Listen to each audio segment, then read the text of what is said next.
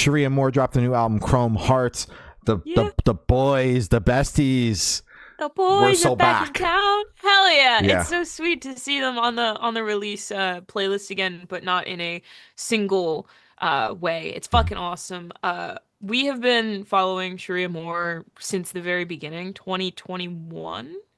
I think was our first Yeah. interview. Yeah. I think That so. tracks. It's very cool seeing the evolution. It's very cool seeing them kind of mess around with different sounds, different flavors. And this record is fucking incredible. I am Cherie Amour's, I'd say top five fan. I don't want to take the number one spot, but I'm up there. Shout out Cherie Amour. I got them right there.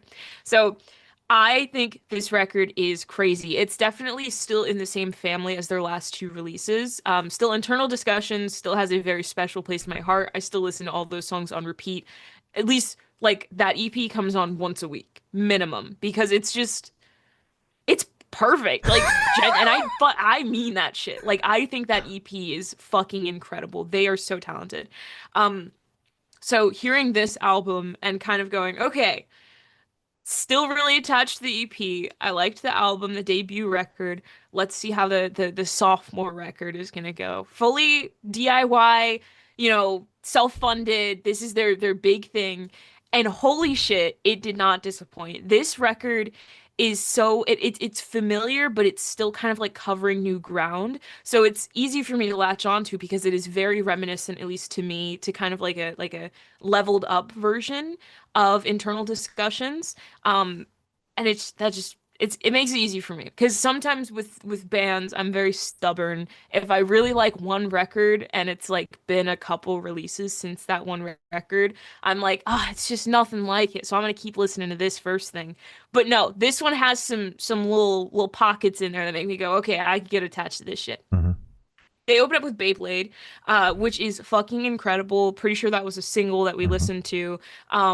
Eons was also a single, so they do kind of have it a bit front loaded, which is fine. But on third, fourth listen, I guess for Eons, I think it's fucking crazy. I liked it before, but I did agree with you when you said it was very feature heavy, Mm-hmm. where it kind of felt like a straight 50-50 when it was kind of their first release back after Spiritual Ascension. So it was kind of like we were waiting for you guys.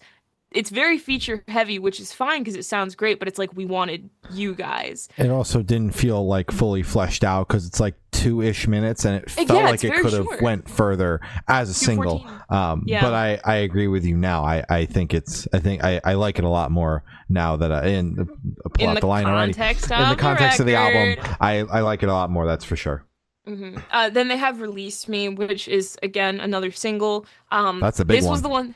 I was gonna say this is the one where they had their big TikTok moment Mhm. with, and it was so exciting to see because it is so well deserved. They work so hard, just they grind, and they deserve their flowers. Great song. I think it's fucking incredible. I could see all of them doing the silly little dance every time like the chorus happens, so that just makes me smile a bit. I really liked High, 1-800 Paranoid, and then we get to my favorite, okay, Reefer Madness. Mhm. Holy shit. It brings in obviously there are some rap influence on this record, some kind of what is it, electro, fuck, I always forget the name for the genre. I don't techno influences. I don't know. Um, and I think that song captures both of those, plus the mixture of rock beautifully. Mhm. I fucking love that song a lot. And then rom-com type beat fucks as well. I think this record is incredible. Definitely feature heavy on the front end. It's front loaded, which is fine. Get the people in there. But once they're in there, you got them hooked. Great record. Big fan. I love you, Cherie Amour. You guys are doing great. Yeah. Dude, this record is phenomenal. Like you said, it's absolutely a level up. I like that it gets a little bit heavier. The band has always kind of towed the line there a little bit, but they've lived a little bit more in like the poppier realm with previous releases. And this one they got a little bit heavier. They're using like the new metalcore kind of taglines in their TikToks as well. So they're agreeing with the fact that it's gone a little bit heavier, which I'm here for. I'm always here when bands get heavier. That's my shit, forever and always. I love the way it opens with Beyblade. I think it's a phenomenal opener. eons, like I said briefly when Glory was chatting. It has definitely grown on me. I was disappointed as it being the lead single. Like I said, it was very short, very feature heavy, and it kind of felt like it, like a part of it just got chopped off and they just like uploaded the wrong version or some shit, is kind of what it felt like. Because it just kind of abruptly ended, relied so much on the feature, and I felt like, Trey was really kind of just doing the chorus and that was it. And I wanted so much more, especially with it being the first proper release in a while. They had dropped that quick little EP off the back of the debut, Some Songs. There was a couple of new songs and some reimagines, but so the first proper release, knowing that we were probably going into a cycle of some sorts, was definitely disappointing, but has grown on me significantly. And like I said, shaker. in the context of the album, is a serious ass shaker. Release Me is the big song, and shit absolutely rocks. I'm here for it all the way. I dig High as well, but 1-800 Paranoid is another one of my favorites, tied probably with Release Me. I don't mean to say that I like the big song, but I like the big song. Okay, fucking fake fan. I like the big song, I can't lie.